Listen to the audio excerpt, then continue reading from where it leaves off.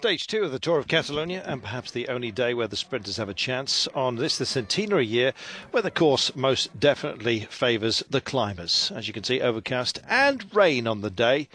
Yesterday, a fine escape from Latvian Gatis Smukulis brought the leader's jersey to HTC High Road. Alessandro Petachhi leading the rest over the line, 28 seconds adrift. So plenty of flat running today, but still with one real climb to contest right in the middle of the 169 kilometres from Santa Coloma. Not the only climb, but the only first category climb today. Yes, the run to Banyol.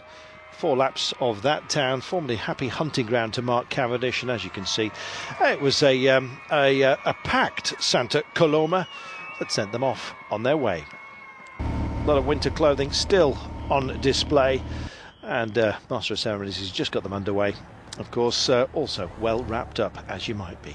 So kilometre zero of the 169. It wasn't long before 4 men decided to have a bit of a push off the front. Yes, a couple of escapees attempted to mirror yesterday. Euskaltel's Ruben Perez there in the orange, you just saw him. We've got Jo Benitez as well, of the Andalucia outfit. David de la Cruz of Caja Royal, and the CCC Mark Rutt-Kerby, the Pole. Yes, 31 years of age, used to be with Cofidis, so perhaps the biggest of them out there.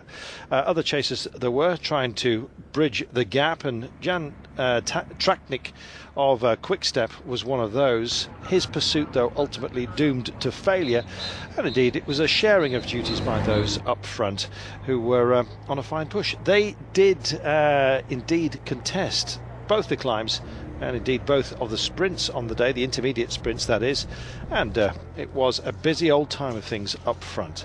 The pack weren't about to be mugged like they were yesterday, and as you can see, stretching their legs, Saxo Bank on behalf of Alberto Contador, expected to do well in this one, but with a big ask ahead of him. So the 4 men up front really were sharing absolutely everything and hogging it to themselves. New mountain leader Sanchez Pimienta, though, not part of this group.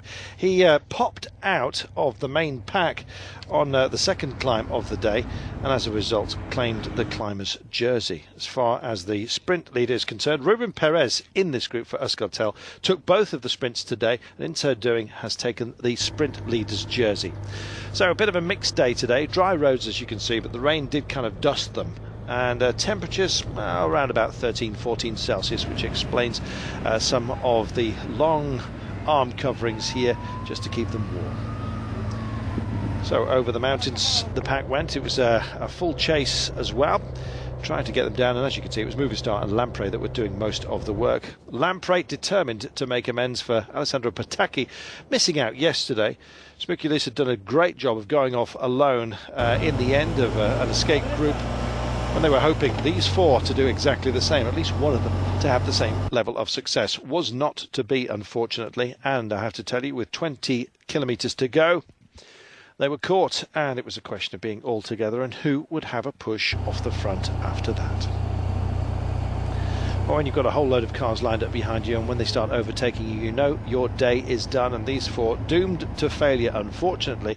But it was a brave effort by them, and as we've heard, one of their number, Ruben Perez, picking up the new sprint leader's jersey.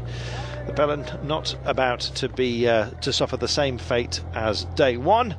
This is a week-long event, don't forget, and 28 seconds is a big gap, and they want to hold at least that. No sprint bonification time points in this race, and so whoever wins today was not going to close that 28-second gap, because our overall leader well and truly firmly within the main bunch, and they were hunting these men down. As they went over the final climb of the day and the run for home, it was a diminishing gap. It had been as high as 6 minutes or so, but ultimately, as we said, doomed to failure, I'm afraid. Well, Saxo Bank with Andre Steensen working hard on the day, Benjamin Noval as well, all to keep Contador and hopes of doing something special here. He's been cleared by the Spanish Federation, incidentally, of doping offences. A couple of punctures of the escapees, and that really was the end of them. We said they got caught, but it was after this, really. Perez and Benitez, 2 of those escape bunch, and the other 2 kind of waited for them, and as a result the gap fell from 3 minutes to about 1.5 straight away, so only 90 seconds. By the time they got back on board, the peloton knew that their job was done. This with around about 100 kilometres remaining.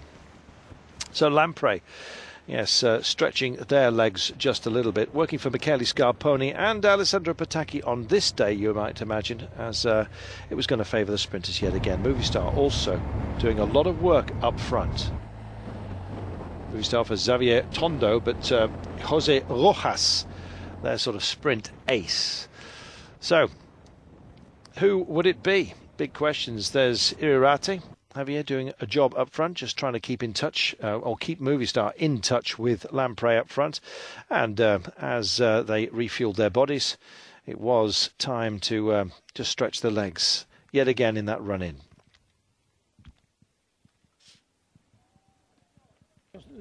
So food and drink on board, everyone's safe, but as you can see, the escapees, yes, in the now warming, a little bit tropical as well, it felt towards the end of the day. Temperature very, very variable, but the 4 laps around the town at the end of today's stage, Banyoles, yes, awaiting them. Lampre looking very, very strong then, and Alessandro Petachhi being well protected amongst this group. Came second yesterday, don't forget. Really thought he should have won it.